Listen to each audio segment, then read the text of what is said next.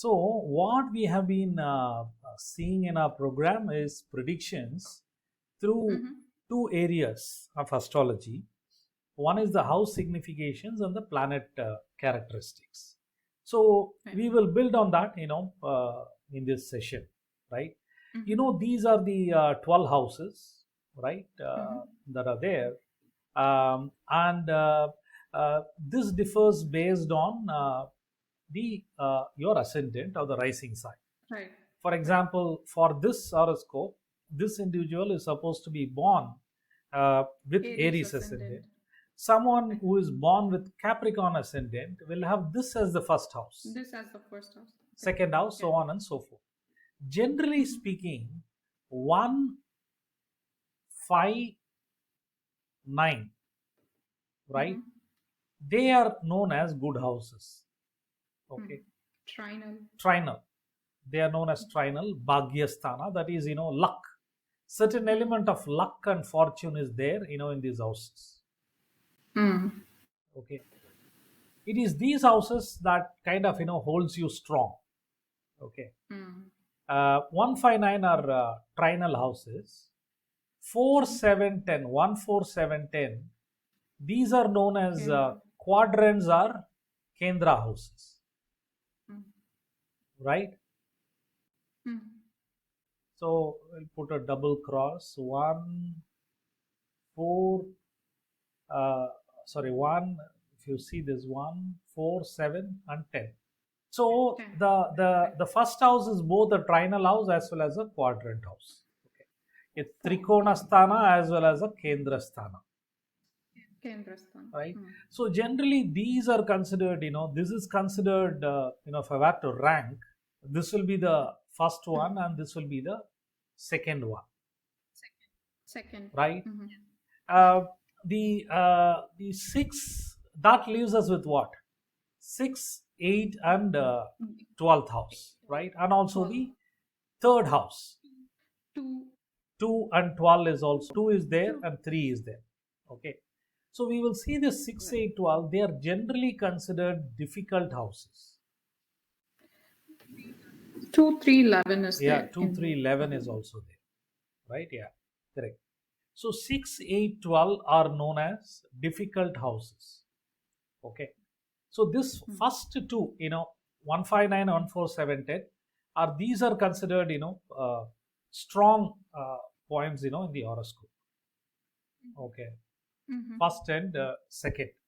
6, 8, 12, Second. you can say from the bottom. Okay. 6, 8, 12 is generally considered, problematic houses.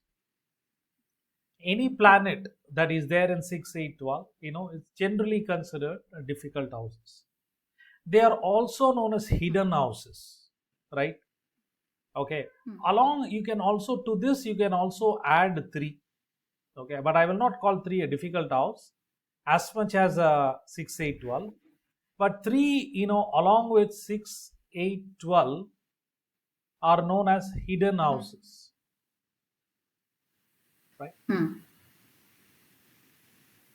We have seen, third house is about potential, everything, right? You can, right? Right. Generally considered, if a planet is there in 1, 5, 9, 1, 4, 7, 10, it is considered good.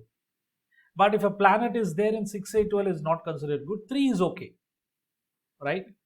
3 is okay, but it is still not as good as your Kendra or Trikona. Right? Then we also have this second and 11th, right? 11th house is the house of gains, right? So generally, 11th house is also considered, good from a materialistic perspectives, right? Second house is also, of course, the income. But why second house? Because second house can also trigger death. Marakasthana. Right. Marakasthana. Right. 2, 7 play an important role,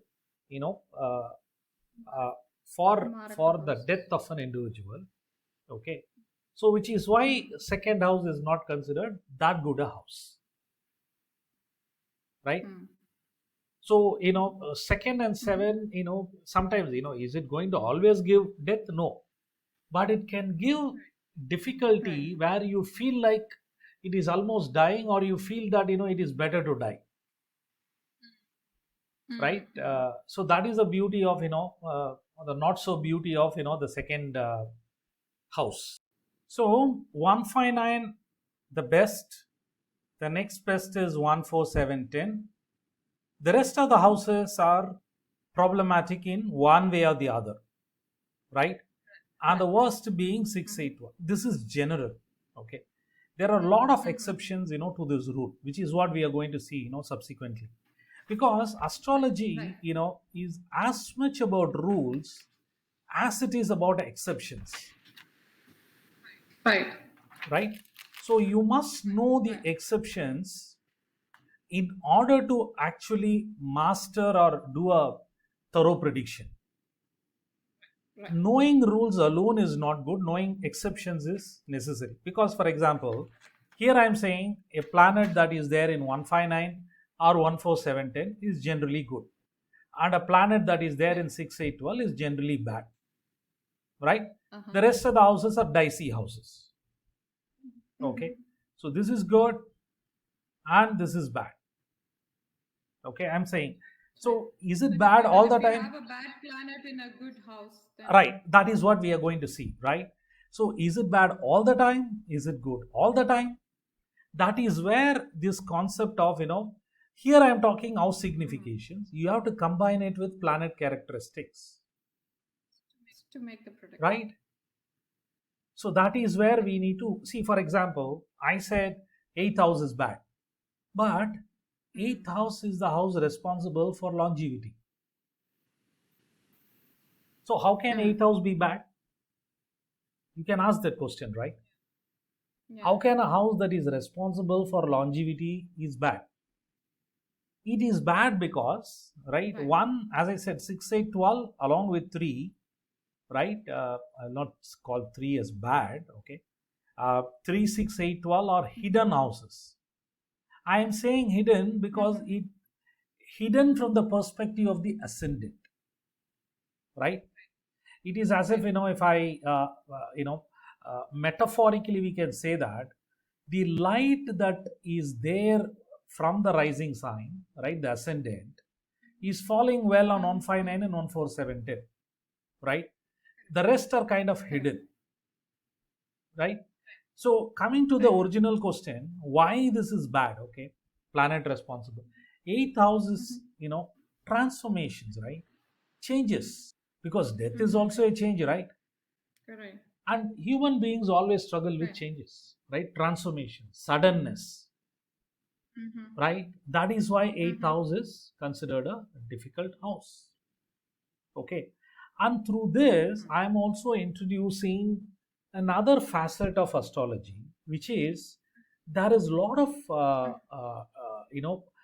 what do I say,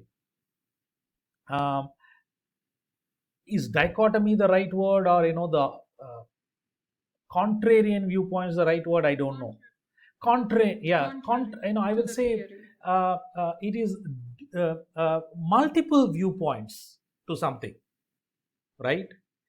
Multiple viewpoints exist for a house, for a planet, right? You can't look at things unidimensionally. That is a key thing that needs to be understood in astrology, because when you look at things unidimensionally, you won't be able to take predictions, right? Because Correct. If you had like 200 rules to be applied, you have to apply all the 200 rules in order to come to a conclusion. You cannot right, just come to a conclusion. exactly. You cannot come to a conclusion based on just one or two rules, because astrology exists in multiple dimensions. Okay, I think this 8th house is a classical point, right? How can a house that is responsible for longevity be considered bad, right? We are saying from the perspective, see, this good and bad, again I'm saying from a materialistic point of view, right? We all want to make money, want to have good family, good kids, good job, good business, right? We all want things always to go up, right? We want to make a lot of money, be always happy. That is what the materialistic world wants, right? Eighth house is not that materialistic aspects, right? The ups and downs, right? And ups and downs, sufferings, that is denoted by the eighth house. Suffering. So from the perspective of achievements, money, and all that, this 159, 14710 is beneficial, right? Sixth house is the house of enemies, debts, fights, and all that. Eighth house, sudden changes. 12th house, Right. loneliness and all that, right? So generally speaking, 159, 14710 are considered good houses. 3, 6, 8, 12 are considered hidden. 6, 8, 12 in particular are considered bad houses. 2 and 11 are considered dicey, right? 11 is gains. 2 is the house of income, right? But we will have a separate session on how death is triggered. Mm-hmm. Death and astrology, Right. we will have a separate how we can How we predict can predict predict longevity or like on all sudden that, death or like as a topic in itself. Death, we will have a separate session, so which is why I'm not going into the other aspects, right? We have to see the health also. we can't just say looking at the eighth house only that it is, you're going to have this kind of, this Correct. is your longevity or anything. It could have, For, there are more for other example, things 12th house is also also influence. responsible, right? Because you are leaving 12th to the first, right? Right. So this will denote whether you are going to have a peaceful death, painful death. All of that is denoted by the 12th house, right? Or whether one is going to have a gory death. All of that is denoted by the 12th house. So we will see that, right? But for now, understand Like even long-term diseases or something like you long-term said, like diseases, 6 and that 8 is are there, also the right? 12th house. See whether a disease, if it is involving 8th house, you won't be able to even find out the reason clearly, and it will persist for a long time. It's like someone has some kind of disease, for say 10 years, 15 years, they live with that disease, they can't even lay their hands, they can't say anything. All these things are denoted by the 8th house, suffering, right? But more than and changes, right? See, 8th house is also about stock market, right? Inheritance. So there are, which is why we said that uh, both the things, right? There is a multi-dimensional things or aspects, right? So you need to understand the multiple dimensions and then take the prediction, right? Right.